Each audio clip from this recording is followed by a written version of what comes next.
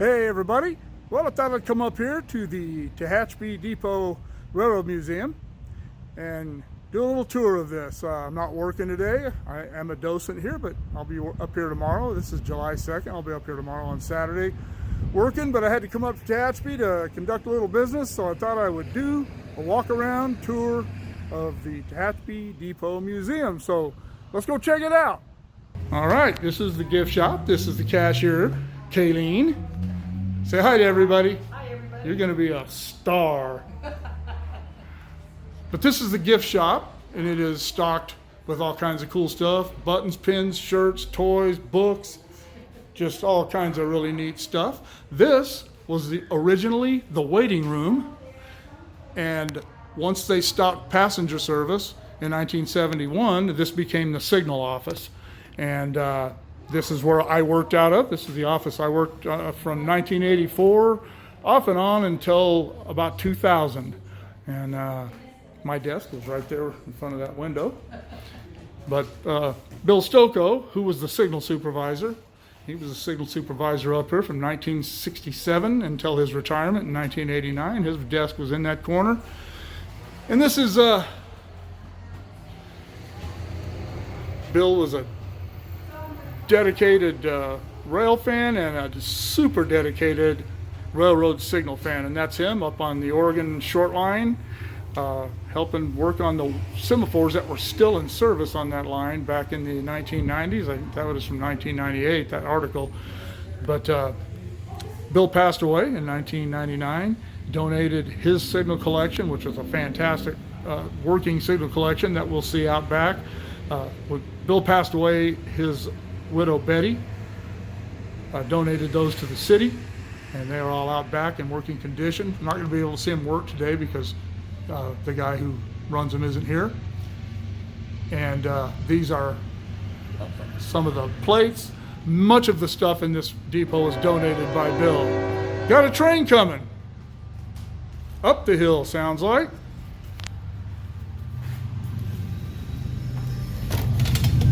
Check him out.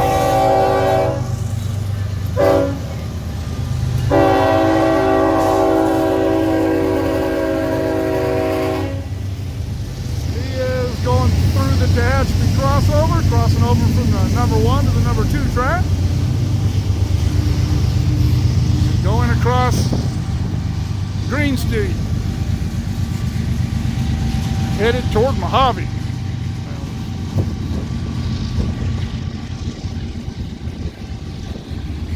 The one of the old water tanks there at Railroad Park. I'll put a link to the video I did and some of the history of the things that are around Tehachapi. I'll put that in the description below. This is part of the automatic equipment identification, the AEI system. You see this paint is baked off the back of it. That is from the fire in 2008 when that depot burned down. The crossing control cabin for Green Street used to sit right there, about where that little Tehachapi Depot sign is. You can see it by the fire plug there. It was destroyed in the fire, and it was replaced. It sits across the tracks over there now. You can see it.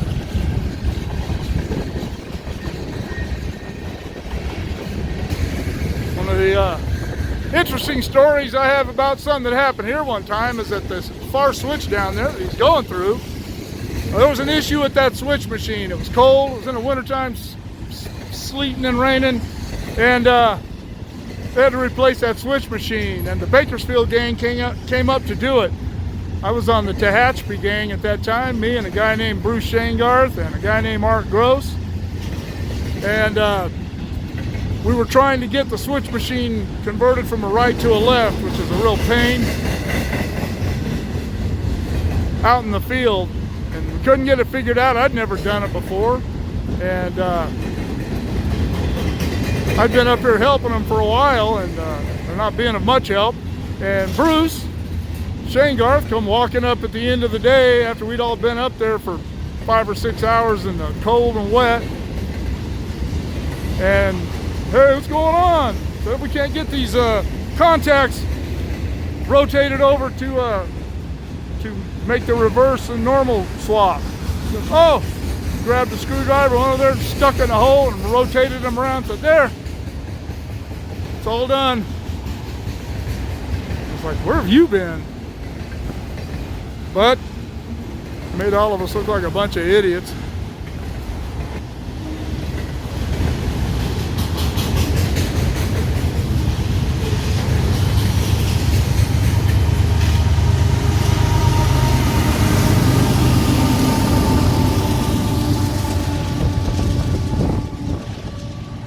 Westbound, eastbound, or southbound, Union Pacific to the Tehachapi Crossover. Depot, actually the second depot, dated from 1904. And after I moved here in the late 80s, for many years it looked like this. In 1971, the railroad stopped passenger service and freight service. That meant that they no longer stopped at depots along the track like Tehachapi. And so this was just used for storage and incidental office space. And I had heard that Tehachapi was going to get it from the railroad and restore it, but year after year after year, nothing happened. Finally, in 2008, the City of Tehachapi built that modern building across the tracks, and that got the railroad out of this building finally. And so they started restoring it. They had it completely restored. They had just varnished the floors, and this happened. Oh, Gosh, that's right. but they hadn't moved any of this stuff in. Right. That was fortunate. Yeah. Yeah.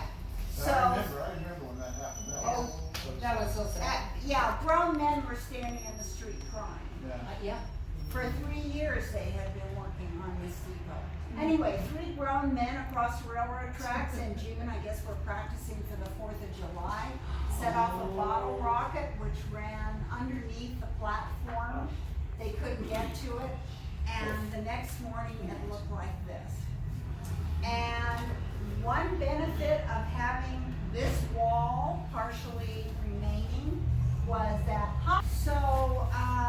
the reason it was nice to have that wall is because they had a sample of the paneling, and they were able, hi, come on in. You got some packages. They were able to take that sample and get it milled, so the interior of the depot is identical as well as the outside. The city said that they had the building insured. It wasn't enough to rebuild it, but at least they had insurance. The volunteer group that had formed to help the city restore it, as you can see here, got together and did a lot of fundraising to help with the expenses. And they were able to get the plans for this depot at the California Railroad Museum in Sacramento. Anyway, they started to rebuild it and finished it in June of 2010, and that was when we had our grand opening. A newspaper article. Wonderful job by Lori.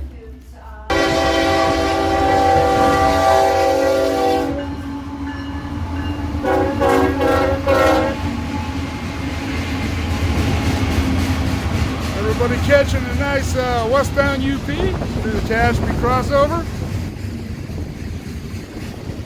Manifest at the Green Street Crossing.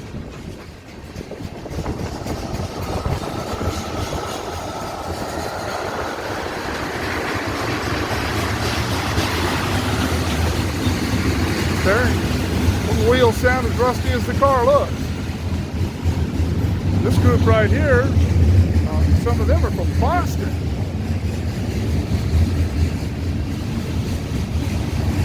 Good to see so many people up here. This should be a busy weekend. I'm working, like I said, tomorrow, so see how it goes. All right, moving into back into the. This was the agent's office in the old days. The agent was He was the telegraph operator. He wrote up the train orders, sold tickets. Sometimes there were more than one agent, but I don't believe there was ever more than one working at Tehachapi, handed out the train orders. This is a collection of Caboose stoves. Caboose stoves were used for heat, but they were primarily used for cooking. As you can see, they all have cooking plates on them. And the conductor and the brakeman who rode in the caboose in the old days, before the days of the hours of service law things, they might be on a caboose for 24 or 36 hours. The cabooses had beds in them. They could get some rest, but they cooked these meals. And the conductors and brakemen in these cabooses actually developed cookbooks that they sent around the systems for their own personal little recipes for cooking on caboose stoves. This is an exact replica of what the agent's work area looked like. And you had the telegraph over here. The railroad did not use Morse code. They had their own shorthand version of it, I guess you might say, that they took entire words from it. Would take forever to tap out Morse code in individual letters, so they developed their own code. That is a phone that could have talked to dispatchers or trains in other locations or other operators, wherever they needed. And as the telegraph was going off, doing its thing, the agent would be on this typewriter typing out train orders. Train orders would then be clipped, in the old days, clipped to this hoop. The agent would take the hoop, clip the order in it, hold it up like that. The engineer would come by, stick his arm through that hoop, take the orders out of it, throw the hoop back onto the ground. The conductor in the caboose would do the same thing, and they would have to go pick those sticks up. They had dozens of those, and they would pick them up, bring them back, use them again. It goes from Bina, which is milepost 328, and it is a map of the line over the Tehachapi Pass. There's the loop. And it goes out to Summit, milepost 362, which is 2 miles east of here, and it's got pictures of most of the stations that were along this route. There were, I think at one time, 16 stations between Bakersfield and Mojave, and they weren't all depots. Most of them were just stations where agents worked and handed out train orders. Photograph of the daytime shift of the car department at Bakersfield, California from 1948. They're all posed in front of and on top of one of the cab forward Malay articulated engines. Locomotives, I'm sorry. All right, this is Jacob. Where are you from, Jacob? From Tehachapi. Oh, you're from Tehachapi. He and his family are up here today visiting the museum. What do you think of it so far? It's very nice. It is very nice, isn't it? They did such a wonderful job. Are you a rail fan or just a kind of a history? Yeah, just my kids like trains, so we decided to stop by the museum. That's awesome. Yeah, it's awesome. I love it when I see kids that like trains. They'll keep the history going. Yeah, we've gone out to Tehachapi Loop Lookout many times. So. Great. All right. Well, I won't keep you. I know you are moving along through the tour, and I won't hold you up. I just wanted to talk to you for a minute, let the folks know what a cool place this is. Yeah, it's very cool. I highly recommend coming to visit. All right. Well, thank you, Jacob. I appreciate it. His YouTube channel. All right. Well, this is, what's your names?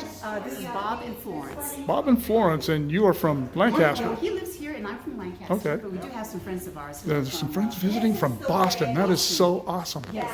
But are you guys just, are you rail fans, or are you just like history, or just checking it out? You know, we hadn't been in the museum here, and we just thought we'd come in and take a look. Yeah, cool. This is quite a showpiece. So. It is. Yeah, I won't keep you. I just wanted to say We're hi gonna to take you. that down and go show them the loop. Oh, Yes. yeah, they're building. The answer is, but my recollection is that the loop here was the first one, and it's been replicated other times. Yeah, it was by many decades the first one. Yeah, but you'll enjoy the rest of the tour too. I'm sure there's some really cool stuff up here. And thanks for talking to me. And we'll see you around maybe sometime. And you'll certainly see me on YouTube. The docents here, Steve Smith. He is the president of the Friends of the Tehachapi Depot. We got a couple of docents in here giving tours. There is the shovel. These tools here that are all painted this baby blue were all Bill Stokoe's. Bill painted all of his tools blue. The bow tie on his Chevy company truck was painted blue because Bill was in the infantry when he was in the military during the Korean War. This, I call this the loop room. I don't think anybody else calls it that, but I do. Got some cool old signs up here, the old cast iron signs, and a neat old steamer trunk. Lanterns, old oil and gas cans. A lot of these oil cans were used to oil the bearings and bushings and all that on steam locomotives. That is the depot library. It is not a public library. If you're a member of the Friends of the Tehachapi Depot, though, you can check those books out, and they have a pretty cool collection back there. That is the Tehachapi live train cam from up above the loop, and that is showing the work that is going on as we speak on the new overlook for the Tehachapi Loop, which I will also be doing a piece on once it's completed. I'm going to follow its construction. I didn't catch it right at the beginning because I was busy. Some cool overhead shots of the Tehachapi Loop, a really old shot of it. I love this shot here. One of the curators here at the museum was a contractor for the Air Force, and he took this photograph of the Tehachapi Loop from the window of a KC-135. That's really, really cool. There's a flagging kit and a red flag. The flagging kit had the red flag in it. It had flares, which we called fusees, and it had torpedoes. Torpedoes were little squared things with an explosive charge in them, and a little wire thing that you could set them on the rail and wrap the wire thing down around the rail and keep it on. If a train ran over a torpedo would make a significant noise, and they would start slowing down, and if they didn't hit any more torpedoes in a predetermined distance, they would be able to continue on their way. If they hit any more torpedoes, they would have to come to a stop. We stopped using torpedoes quite a few years ago, and got rid of all those, and the advent of better communication systems and radio and GPS and all that, those kind of became unnecessary. This also here is a little relief map of the loop and the approaches to it. This is really cool, and you can see there's the track, and there's the loop.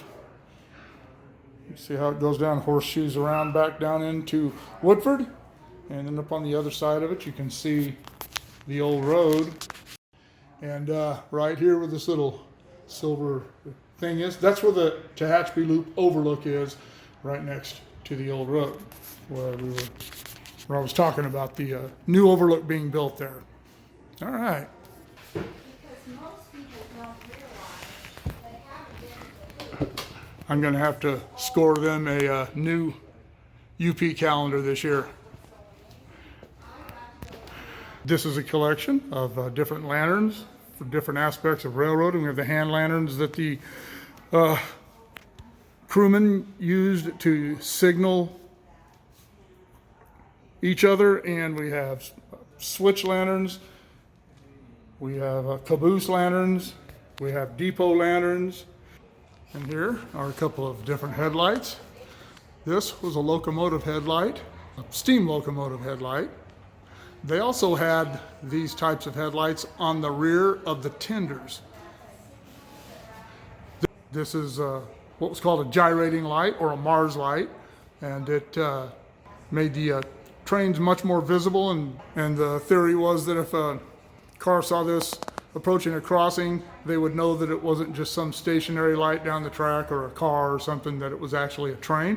It also, if you look down on the wall, you can see how it spread that light around and made it extremely visible.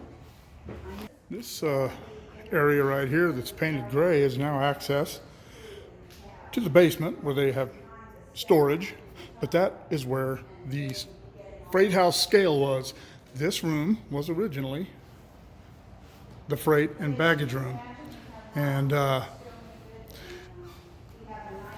they would weigh their freight here and their express mail and all that, and well, they knew how much to charge people, and they knew how much the train was going to weigh. This was for smaller packages. Little storage cubby hole for the clerks, an old phone. We have a couple of portable scales in here. This is got a couple of knuckles. The number plate for the 4464, which was one of the daylight engines. Track jack, got all kinds of it. This is actually a car scale that weighed the entire railroad car. You can see that it goes up to 200,000 pounds. A switch lamp, stop blocks. For those of you who don't know what stop blocks were, they were designed for the cab forward Mallet engines, so the engineer would know where when his tender was lined up with the water spout. This is so much cooler if you come up here and check it out. The docent will take you through this and explain more of this stuff in detail. I don't want to give everything away because we want you to come here and check the depot out in person. It doesn't cost anything. It's no charge. They take donations. If you want to donate, donate. If you don't want to, don't. It doesn't matter to us. We just want you to come up and check it out because we love to share the history. Hey, they turned this around. This was pointing the other way last time I was here. But this is a working steam engine. I don't know what scale this one is, but it's a working model of a 260 Baldwin Mogul.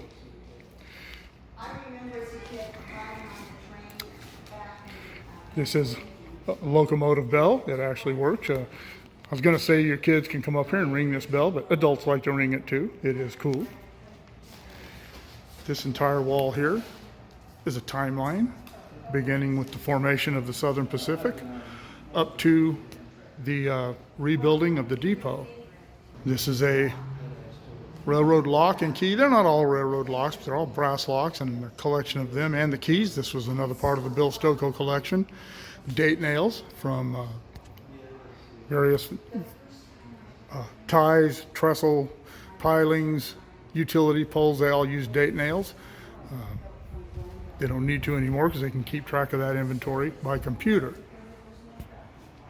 This room here was actually an original indoor outhouse.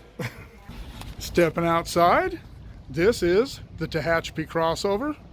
Those are the eastbound or southbound signals. There.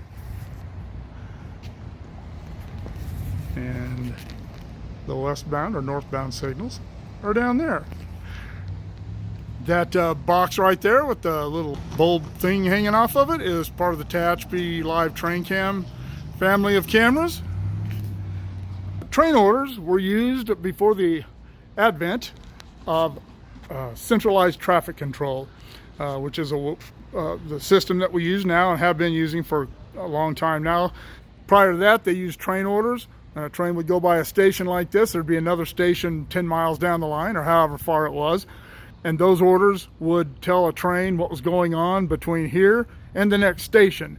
And they would, if there was another train out there in front of them, if there was a train stopped, if there was maintenance away work going on, whatever, it was laid out in those orders. So that's what train orders were for. That clock right there used to stand where that clock right there is, and in the 2008 fire that clock melted, but the museum preserved it just as a reminder of people what can happen when you do stupid things. These were used for a couple of purposes on the railroad. These little concrete houses, earlier before this they were made of wood, but in the early days they generally served as small tool houses and little storage places alongside the tracks where the section folks could store shovels and things that they didn't want to have to carry on their carts in the days before access roads and trucks. Later on they put phones in these, and they were connected directly to the dispatcher's lines on the pole lines that ran alongside the tracks. The trainmen could go in these. They kept these at control points or at the ends of sidings before they actually had CTC, and they could speak directly to the dispatcher. You just went in there and picked the phone up, and it connected you to the dispatcher or the station agent, wherever it was connected to. Got a little place kids can come and play, and no, that is not ballast. That's that cork stuff. It just looks like ballast. All right, let's get into the signals out here. These signals were all lovingly restored to perfect working condition by the late Bill Stocco, who I talked a little bit about in the gift shop part of the video. These were all in Bill's backyard. He put all these up, and they were visible from Main Street, from Tehachapi Boulevard, and he used to get quite a few people who would just go to his house, knock on his door, and ask for a tour, and he would gladly give them. He loved showing this stuff off. And this is an old crossing. It's got the bell, crossbucks, flashers, and the rotating stop sign. If there was a train coming, that's what you would see. When the train cleared, the stop sign would rotate away from the road, parallel to the road. And one of these days when I'm up here and they're gonna operate all these, I'll come up here and get a video of that. This is a type of signal that was generally used in yards, not exclusively, but that's where it was generally used. Got an old switch stand with a lantern on top of it. If you were going down the main line and the switch was in the normal position, you would see the green light. If the switch was thrown reversed, you would see the red light and the target. That round red thing is called the target. This is a 3-position color light signal. Generally Dwarf signals. Dwarf signals were just signals that set essentially at ground level. This is a double style B, lower quadrant semaphore signal. These were mainline signals. They could be used at the end of a siding going into the switch. You would have a upper signal just like it is today. You got the searchlight signal next to it. Does the same thing. The upper signal controls movement down the main line. The bottom signal controls movement into the siding. And at an intermediate location, you could have the same thing. It would just be an approach diverging signal. I don't recall what all the colors of the semaphore blades mean. I don't even know that I ever knew, but I know Bill talked about it a lot, but I didn't pay that much attention back then. Below it, we have different kinds of track car indicators. These were for the little cars that used to run on the tracks, the little orange ones that you saw if you were around the Southern Pacific, and the track inspectors worked out of those. And if the block was occupied, the signal would look just like that, like the red one. And if the track was clear, the semaphore blade, like that red one, would be in the up position. And on that style, I believe that if it was vertical, it was clear, and if it was horizontal like that, it was occupied. But if that one was occupied, the blade would be down. That would tell the track car operators that a train was coming. They would then, you had the track car operator and his helper, and they would get off the motor car and pull the handles out of it, pick it up, and set it off the tracks. And those locations generally had a little set of rails they could set them on. Another, typically a yard signal. This one, I believe, came from, let's see, what says right over there? Grand Central Station. That's pretty cool. Magnetic Signal Company in Los Angeles built these. This is an upright wigwag. They also have wigwags that hang down, which is generally the more common type. But Magnetic Signal Company of Los Angeles actually started out, the Pacific Electric actually built these in their own shops. And they split that off to the Magnetic Signal Company way back when. And the Pacific Electric, for those you don't know, was the red car line in Los Angeles, commuter trains. They did freight as well, but their main business was commuters. More track car indicators, single position color light signal, and of course, the world famous crossbuck. This is the shanty where all the controls for these signals are. And in case you're here and you need to take a break, this is where the restrooms are. And there's also this cool little park area. You can sit out here and enjoy a little picnic or whatever you want to do.